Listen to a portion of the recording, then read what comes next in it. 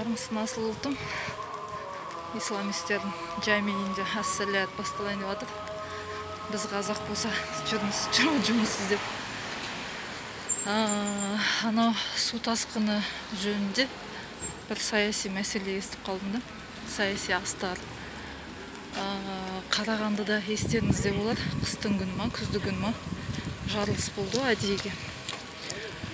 Қанша кеншілер өлді, әдейі өлтірді. Кейін оны акцияларын елтіп, ана үндісті кетіріп, бір орыс өзінің қол астына алды ғой. Енді мына суды әдейіге су тасқынын ашып, әдейіге халықты қырып, жойып, үйсіз қалдырып,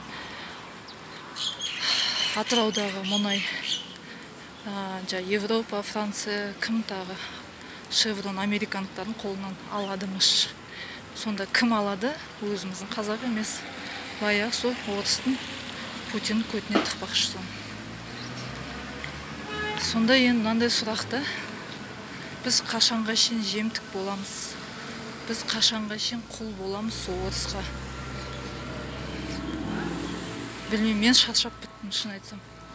Сонда Қарағандыда кеншілер өледі. Қарағанды металл зауытын орыстар алады. Енді міне батыс, солтүстік, арқа бүкіл шығыс суға батып жатыр.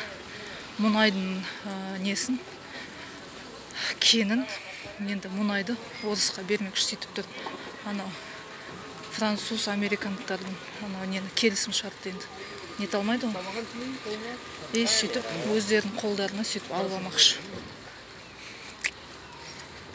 Баяғы құрбан болып отқан өзіміздің қазағымыз, баяғы шеттен тысқары болып отқан өзіміздің қазағымыз.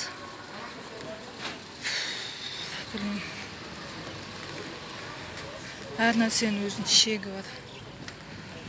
50 жылда ел жаңа, 100 жылда қазан дейді, білмеймін. Тағы 10 жыл күтеміз, не істейміз?